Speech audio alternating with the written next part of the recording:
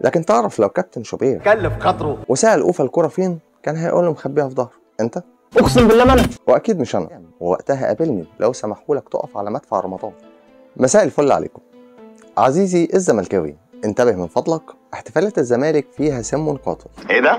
لا ولا حاجه يا معلم، ده الشياط لسه ما زال مستمر في الجزيره، ما تاخدش في بالك. انت مين زملكاوي فينا راضي عن مستوى واداء عواد؟ مش انا والله، مش انا. انت؟ اقسم بالله ما انا. واكيد مش انا. لكن تعرف برغم الاداء الخزعبلي اللي بيقدمه عواد في الفتره الاخيره الا انه متفوق بالارقام على الحارس رقم 1 في افريقيا والوطن العربي. لا انا ما اسمحلكش. ده بالارقام. طب وكلام الاعلام مصدق طبعا وصحيح 100%. احنا عنينا لاكبر اعلامي ونجله وابن خاله وابن عمه وابن خالته. هي يعني الارقام هتفهم اكتر منه؟ هو صحيح تيفا شال 8 اهداف في اخر 3 ماتشات، بس ده مش مهم خالص، ده برضه حارس ناشئ ويحتاج للدعم والمسانده. صحيح في لعيبه في دوره بيلعبوا فريق اول، لكن تيفا يظل لاعب صغير ولازم نقف جنبه ونسانده، وده طبعا عشان موهبته مش عشان اكبر اعلامي يبقى والده. الله راجل. طب انا راضي ضميرك، لو تيفا ما كانش نجله اكبر اعلامي رياضي بنفس امكانياته دي، مش كان برضه هيفضل حارس مصر الاول؟ لا طبعا. طب شفت بقى ان انت ظالمه ومتحامل عليه؟ ازاي بس؟ انت مصمم يعني. طب ايه رايك بقى ان عواد لا يصلح ان يكون حارس للمنتخب في ظل المستوى اللي بيقدمه مع الزمالك؟ لكن تيفا اللي استقبل 8 اهداف في اخر 3 ماتشاته بادائه مع الاهلي والدفعه الكبيره اللي حصل عليها من الجماهير اصبح هو الاصلح لحراسه مرمى منتخب مصر لحين عوده الشناوي. ده لو عادي يعني، مش ناخد بالنا بقى يا كابتن اكرامي؟ المفروض نعرف نفرق ما بين الفقره اللي فيها تمجيد والفقره اللي فيها تسقيف والفقره اللي فيها تطبيل. والمناسبه عايز اقول للاعلامي محمد شبانه من فضلك احنا مخبيين على الجماهير انه جاهز من اسبوعين. الراجل الكبير لو شم خبر بالعنوان ده يمكن يتواصل مع الاعلى للاعلام، ووقتها قابلني لو سمحولك تقف على مدفع رمضان. مجلس اداره الاهلي بيعقد اجتماع عاجل لبحث اسباب الهزيمه من الزمالك. ايه ده؟ لا انا معرفش، انا اللي وصلني انه ماتش ب3 بونت عادي وما هز الشعره من راس اي فرد في الجزيره. وصلني كمان ان اي اخفاق للنادي الاهلي بيكون لاسباب منطقيه مرئيه غير فنيه. ازاي؟ مره الساعه البيولوجيه، مره الاخطاء التحكيميه، ومره الكره مهويه، ومره الكور المختفيه. لكن النادي الاهلي بجماهيره بلاعيبته بمجلس ادارته 100. انا بس كل قلقي اني الاقي مجلس اداره الاهلي باعت خطاب لاتحاد الكوره بيطالب فيه بال3 بونت بتوع ماتش القمه. ازاي بس؟ على فكره بقى القانون في صفه يا معلم، انت ناسي ان الواحد اكبر من الاثنين ولا ايه؟ صحيح. انا سامع كمان كلام في سرك انهم بيطالبوا بايقاف الجزيري 6 ماتشات بسبب سوء سلوكه في مباراه القمه الاخيره. فاكره زي ما انا فاكر كل حاجه حصلت في اليوم ده. هو الجزيري اتغاب قوي كده؟ طب ما هو غلطان، هو الغلط راكبه يا معلم. وبعدين تعالى هنا قول لي، انت ازاي يا جدع انت يا بني ادم يا عديم الدم عايز الراجل يدي الكارت الثاني لندفيد ويطرده في الدقيقه 30 ويلاعب الاهلي ب10 لاعبين 60 دقيقه كاملين؟ ما بتحسش؟ انت راكب اللقاء ومديله على وشه والوضع 11 قصاد 11، ليه مصر تورينا في مباراه كره قدم عاديه جدا افعال بلس 18؟ مش للدرجه دي. طب انت تعرف ان من فرحه واحتفال عبد القادر بهدف التعادل في الزمالك انا افتكرت الفيفا رجع اوبشن الهدف الذهبي من تاني في ملعبنا، خصوصا لما لقيت البعض ساحب عبد القادر وجايبه من اخر صلاح سالم. لا وبعد اللقاء نلاقي الاعلام المارق يقول لك احتفال عبد الله بهدف الفوز مبالغ فيه. طب ما هو معذور يا معلم، لاول مره بيتفوق على الاعلام والحكام وعلى منظومه كامله. الحقيقه يا معلم ان الناس دي اللي مضايقها مش فرحتك المبالغ فيها خالص، الناس دي يا معلم شايفاك بتستجمع قوتك وبتسد ديونك وبتحل مشاكلك وبتستقر وبتتعاقد مع صفقات، ودي كارثه في حد ذاتها بالنسبه لهم. ده معناه ان الاحتفالات بتاعتك مش هتقتصر في الفوز بلقاء القمه، دي ربما تستمر لسنين قدام وترجعهم من تاني لكابوس بدايه الالفيه وعوده فريق الاحلام من تاني اللي برضه ابتدى بصفقه حسام وابراهيم وانتهى بانجازات عظيمه. واذا كنت رجعت من الموت ب4 5 صفقات في الميركاتو اللي فات، يبقى ممكن تعمل ايه في الموسم اللي جاي اذا توفرت لك الامكانيات؟ شوف يا عزيزي، احنا اخيرا وجدنا روشتة الاصلاح وعرفنا مين كان ورا تدهور الكره المصريه واثاره الفتنه والتعصب الاعمى ما بين الجماهير. مين؟ المدعو مرتضى منصور. يا راجل. طبعا الراجل من وقت ما رحل والجو منعش وجميل والوسط الرياضي في غايه السعاده، لا بنشوف تعصب اعمى ما بين الجماهير ولا مجلس اداره الناديين بيهاجموا بعض ولا عضو مجلس اداره النادي الاهلي ممكن يتصرف اي تصرف زي ده. الحقيقه اني مش مع مرتضى منصور ولا في يوم هنادي بعودته، واحنا هنا اكتر ناس انتقدناه في الفتره الاخيره، لكن مش برضو الناس دي كانت مفهمانا ان بمجرد رحيل مرتضى منصور الاجواء هتهدى والامور هتستقر؟ امال ليه ما استقرتش؟ معرفش. انا اقول لك ليه. من اكتر الشخصيات المسالمه الزملكاويه في مصر، الزملكاويه اللي بجد مش اصحاب المصالح والمتزملكين، كابتن هيثم فاروق.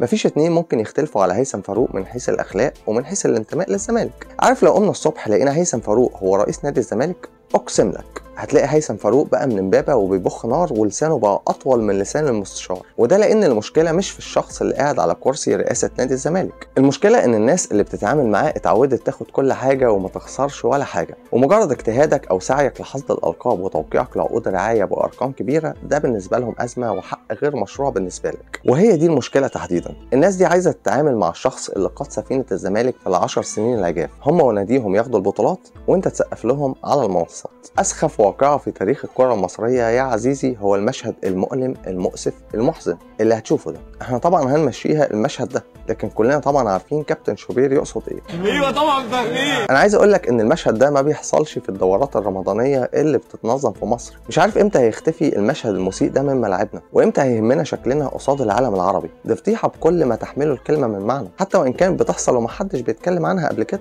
هو صحيح اعلاميين الوطن العربي كلهم بلا استثناء بيقولوا الكلام الفارغ ده عن كابتن شوبير. اعلامي في قناه محايده تابعه لمصر ويتكلم ويتصدر المشهد دفاعا عن جمهور فريق الاهلي المصري، لكن ده مش مهم خالص. يظل المشهد ده هو المشهد المؤسف المحزن المسيء في ملاعبنا المصريه. لكن تعرف لو كابتن شوبير كلف خاطره وسأل اوفا الكرة فين كان هيقول له مخبيها في ظهره. على الكثفه اللي انت فيها يا حازم. الغريب ان اللي بينتقد اخفاء الكرات واضاعه الوقت من جانب الزمالك يبقى اللي تسبب في تغيير قانون اللعبه في كاس العالم 90. مجانين.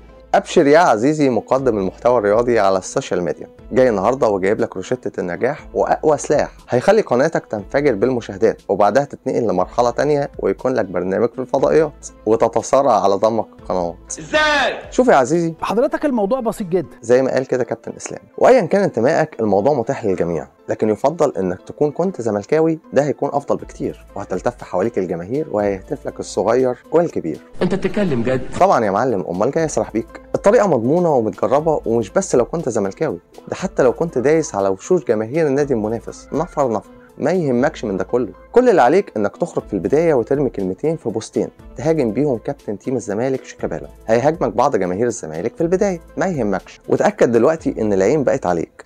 اياك هنا تتراجع. لو لقيت جماهير النادي العظيم وبعض الاعلاميين متجاهلينك ما تقلقش، خليك على وضعك وجمد قلبك. بوست والتاني وهتلاقي الناس تبدا تتكلم عنك وبتقول انك ظلمت نفسك، ودي هتكون بدايه الاستجابه ليك والمطالبك. هيجربوك الاول كضيف في بعض البرامج في الفضائيات، واذا اثبتت ولائك وانتمائك وعليت صوتك ونطرت عروقك وانت بتدافع عن النادي العظيم، وقتها هنقول لك مبروك.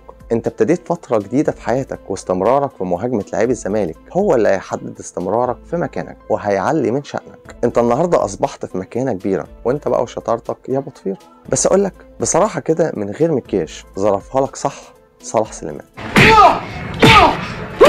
بقى يا بني ادم يا فاشل، شيكابالا محتاج ياخد لقطه. قال لك انا حزين على مستوى محمد صلاح. طب بذمتك انت مش حزين على نفسك واللي عملته فيها طوال مسيرتك الكرويه؟ يا كابتن هيما لو في حد مفروض يحزن على مستواه اللي اتدحضر بعد ما كان افضل لاعب في مصر فالحد ده يبقى انت. وبعدين ازاي وباي عقل لاعب دمر نفسه بنفسه ممكن ينصح لاعب حقق 99% من احلامه وطموحاته في اوروبا ومش فاضل له غير البالون دور؟ معقول لاعب بعقليه سعادتك ممكن ينصح لاعب بعقليه محمد صلاح؟ في حملة كبيرة ومنظمة جدا ضد اللواء أحمد سليمان من قبل المواقع الرياضية، الناس نازلة فيه تقطيع والإعلام مش سايبه، وحتى الراجل اللي كان من حبايبه وبيقول له دايما في التليفون قبل كل انتخابات ضد مرتضى منصور أهلا برئيس الزمالك الجديد، قلب عليه عشان يرضي أكبر إعلامي رياضي في مصر. فهل يا ترى مجلس إدارة الزمالك برئاسة الكابتن حسين لبيب هيقف مع اللواء أحمد سليمان ويدعمه ضد الحملة القوية ضده وهيقف في صفه، ولا هيعمل خاطر لصاحب العشرية السوداء ويرفع الحصان عنه؟ الحقيقة إني مش شايف إن الراجل أخطأ في أي شيء لما نشر البوست ده بالإضافة إلى إنه ما هواش أول بوست ينشره مسؤول جوه نادي الزمالك، سبق قبل كده والسيد عمرو أدهم نشر بوستات كتير موجهة لبعض الإعلاميين وما حصلش أي حاجة. ولا هو يعني المرة دي القصة مختلفة، كون الكابتن أحمد سليمان بيهاجم أكبر إعلامي في مصر اللي متضامن معاه صاحب العشرية السوداء. الراجل بالفعل له بعض السلبيات من بينهم ظهوره المتكرر في الإعلام وفي الفضائيات، محدش يقدر ينكر ده ومن حقك تعاتبه داخل الغرف المغلقة، لكن ده ما يمنعش إنه في القصة دي مش غلطان خالص وماشي كويس جدا في شغله وجايب صفقات بتضرب نار ومردودها الفني واضح تماما في الفترة الأخيرة. واعتقد ان اي فرد جوه المجلس قيمته وحجمه من قيمة الزمالك، نتفق او نختلف مع الكابتن احمد سليمان وننتقده ماشي، ده مقبول جدا، وممكن كمان نهاجمه عادي جدا، لكن مش مفروض نختلف على التصدي لاي شخص يفكر مجرد التفكير انه يهاجم مسؤول جوه مجلس اداره الزمالك. من رايي ان لابد المجلس يصدر قرارات بعدم التعامل مع بعض البرامج وبعض القنوات. مفيش كمان ما يمنع مجلس اداره الزمالك من الوقوف في صف كابتن احمد سليمان ضد اي حد يفكر يشن عليه اي هجوم ايا كان اسمه او منصبه، حتى وان كان ملياردير وساعد في ابرام صفقات وحل بعض الازمات. واللي خلانا نقف في وشه طال عمره ونرفض اي اغراءات ماليه تتعارض مع مصلحه الزمالك اعتقد يخلينا نقف في وش اي حد وما يفرقش معانا اسمه. هو مش برضه الزمالك اولا زي ما بتقولوا؟ احمد سليمان بيمثل الزمالك. في النهايه بتمنى النصر لاهلنا في فلسطين، وبتمنى التوفيق دائما وابدا لنادي الزمالك فيما هو قادم، ومهما كانت الظروف وايا كانت المتاعب خليك دايما ورا الزمالك. احشد، ادعم، ساند، ردد. الكونفدراليه يا زمالك.